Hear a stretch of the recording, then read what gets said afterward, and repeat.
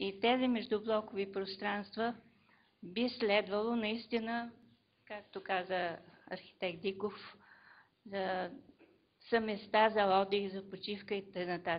Но те до този момент аз не знам някъде да има такива добре уредени градинки, спейки, с площадки за игра на деца в тия междублокови пространства.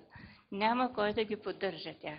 А според вас кой трябва да ги поддържа? Защото по времето, в което те са проектирани, идеята е била общината да ги поддържа. Сега няма, да кажем, пари общината. Според вас кой би трябвало да се занимава? Жителите или общината, или държавата, или частници, да кажем, някой да построи хипермаркети там? Кой?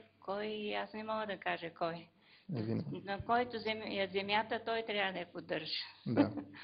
В закона за собствеността на гражданите, на който е земята, на него е и построеното. Да. Следователно, това, което е като пространство между блоковете, би трябвало да се поддържа от общината.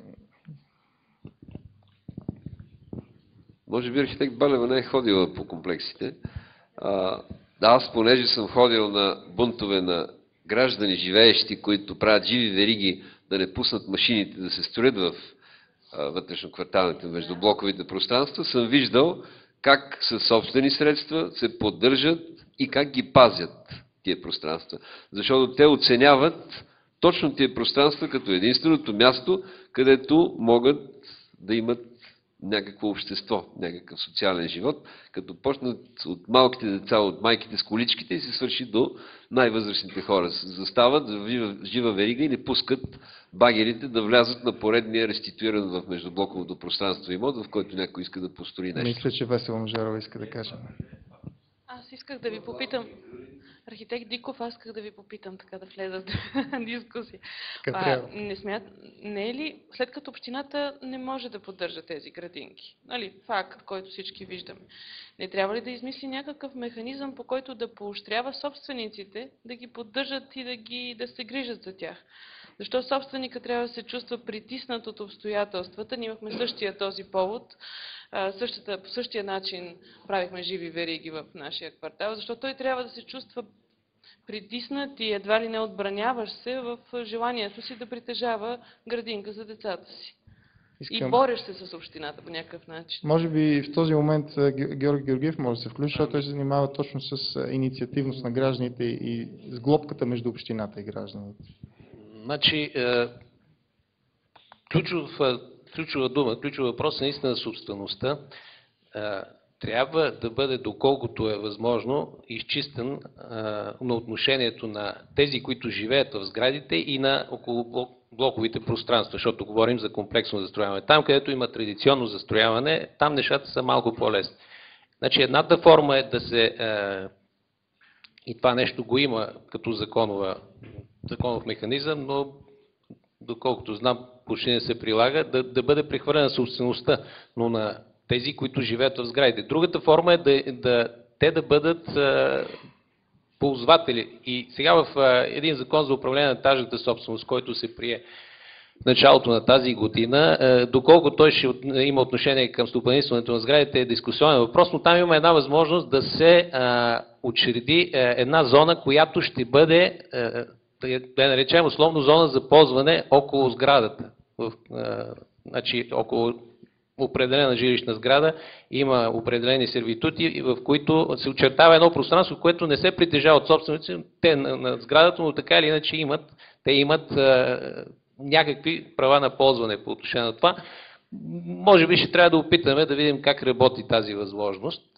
Защото така или иначе хората, които, и това наистина се вижда, и когато сме правили в захарна фабрика, имахме там, разбира се, пространствата не са такива, каквито са в Люлин или в Младост, там има едни много по-човешки мащаби и така нататък, но пак склонността на хората да се грижат за пространството си се обвързва с отношението, което имат те към него.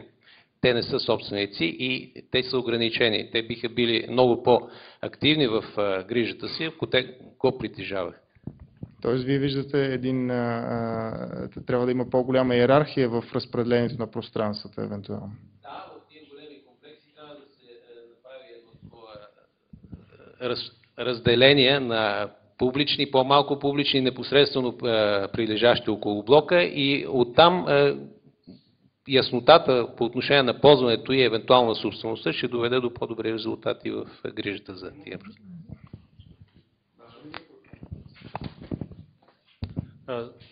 Архитект Илян Хаджиин съм аз и съм, може би, представител на несъществуващата страна в този разговор. Доста от междублоковите пространства имат реституирани имоти на тях и в момента, в смисъл схемата е доста ясна. Собствениците на апартаменти имат собствености само върху земята под блок. Останалите земи до голяма степен са реституирани или върнати по закон за земеделски земи по различни схеми. Доста често в момента няма схема какво се прави с собствениците на тези земи, които са нов факт в цялата схема. И не би ли било това най-логичният начин на тези собственици? Не да им се отнема правото на собственост или да се пише за озеленяване на едни несъществуващи градинки?